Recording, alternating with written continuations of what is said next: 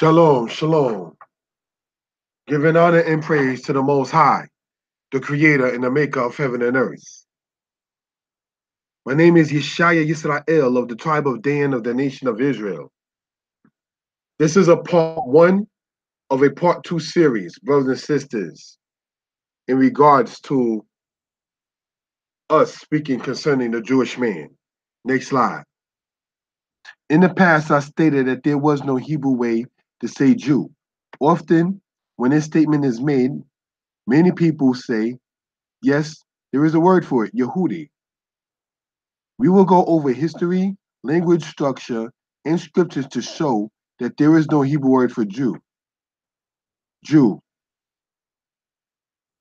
a member of the tribe of Judah, one who practices the religion of Judaism. So now, if we were to look at that first definition here, right? A member of the tribe of Judah, right?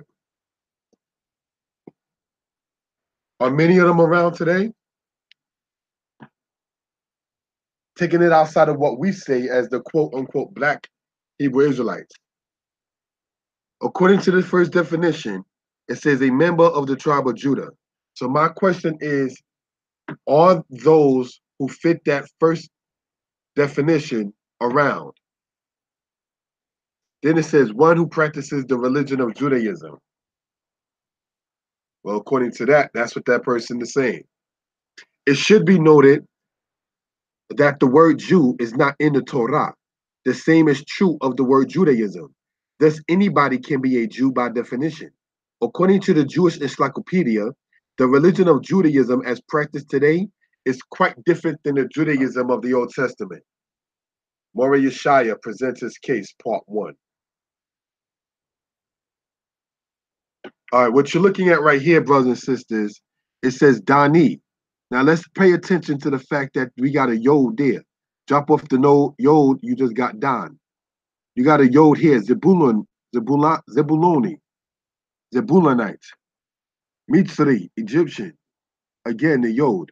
Kushi, meaning black. The yod.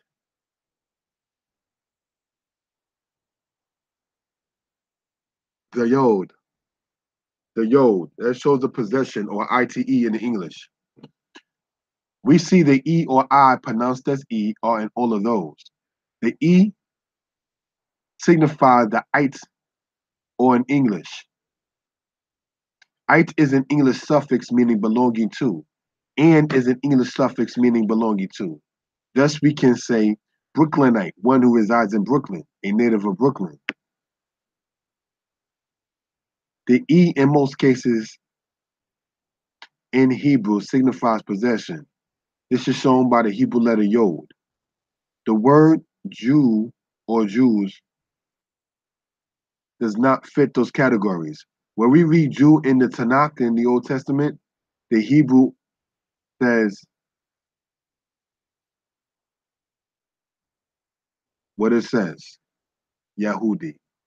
Following a pattern as in Deuteronomy 7, Jeremiah 13, and Judges 13, we see that Yehudi would be Judahite or Judite.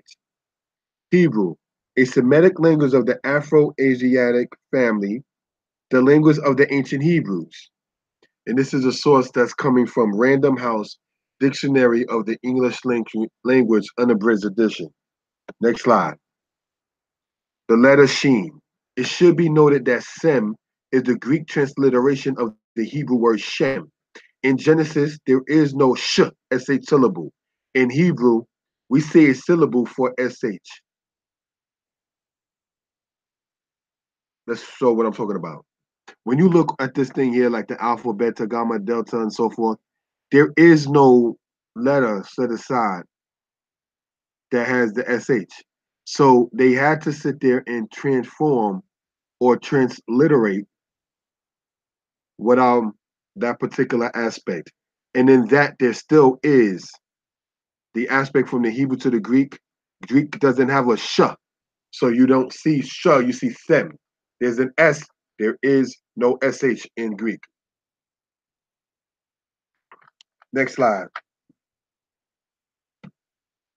In Hebrew, there are 7 verb stems, several noun patterns, and a masculine and feminine. The adjective follows the noun. The pronoun is usually only used in verbs when wanting to emphasize a point. Ani katabti, even I have written. In any Hebrew verb, noun, or adjective, the dalet, which gives the D sound, which is the 4th letter in Hebrew, does not drop off. It is important to know because that means that Judah, which has a dalet in it, must retain the D sound in any form it is in. First, let us understand that J is not Hebrew. The word Yehuda, the word Yahuda or Yehuda means God is praised. Upon examining the tribes of Israel, we see Judges 13 says Hadani, and the translation is the Danites. First Chronicles chapter 27, verse 16.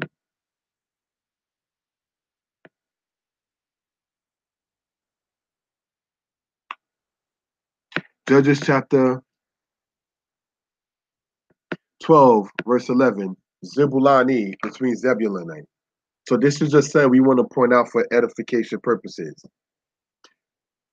Dani is Danite, and Shimoni is Simeonite. So why would not Yehudi be Judahite or Judite? We'll show that the letter Dalet does not drop in Hebrew. The matter of the letter Dalet. Of the 7 verbs, stems, we see that the Dalet is never dropped. Same as in nouns, the same as in adjectives, and so forth.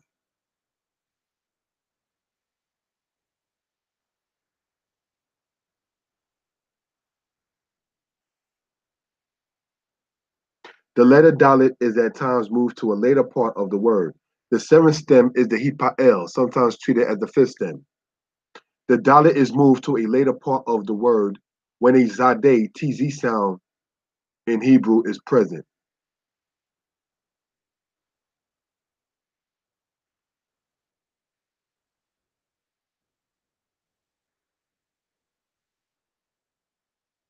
Let's look at this. Zadku, Zadak. The Zadeh, the Dalet, the Kuf. Hebrew for the Hebrews, presentation from Yeshaya Yisrael. Let's go. The Hipa'el stem is the reflexive of the stems, thus Labash, meaning to dress. And the Qual stem is Hit Labesh, to dress oneself in the Hitpa'el.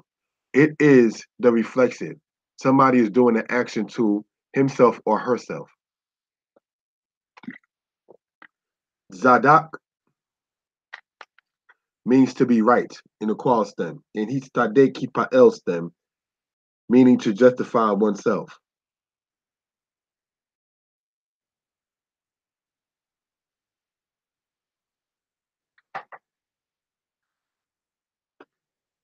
We see here Nitz Tadak. The root is Zadak, spelt as the Zadeh, the Dalit, and Kuf. The Hitpa'el is Hitztadek, spelt as Hey, Zadeh, Tet, Dalit, and Kuf.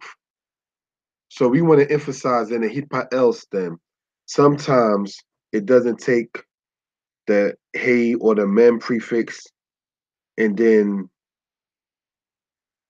from that point, sometimes the T sound within it may come within the word, but not the second letter.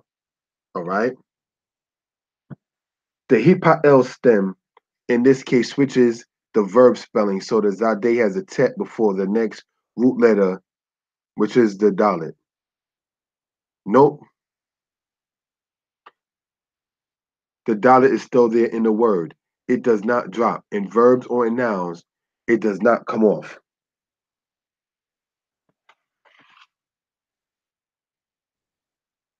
In certain cases, the Hey drops out. In this matter, the Torah, law, is said as Torat, meaning law of. Torat becomes Torat Ka, which means your law.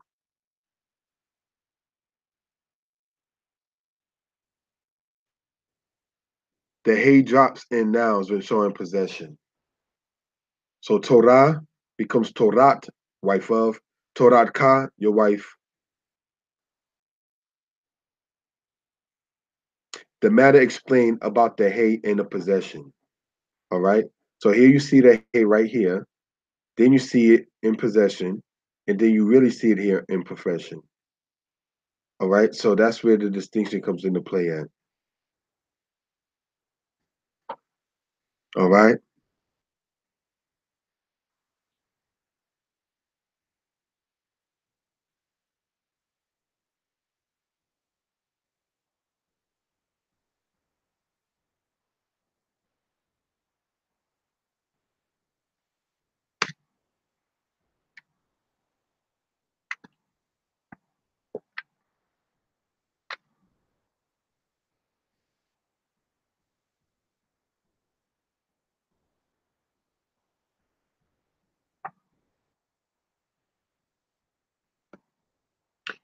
Yehudim, spelled differently sometimes as Deem. The word means Judites or Judahites. Jew or Jews cannot be translated or transliterated from Hebrew to English.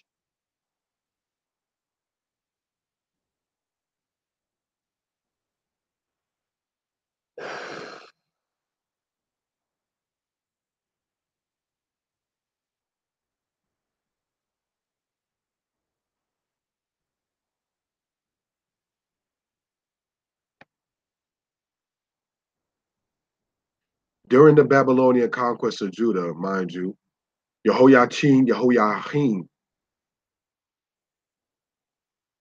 is on the king of Babylon's list of kings that were conquered. Jehoiachin, king of Judah.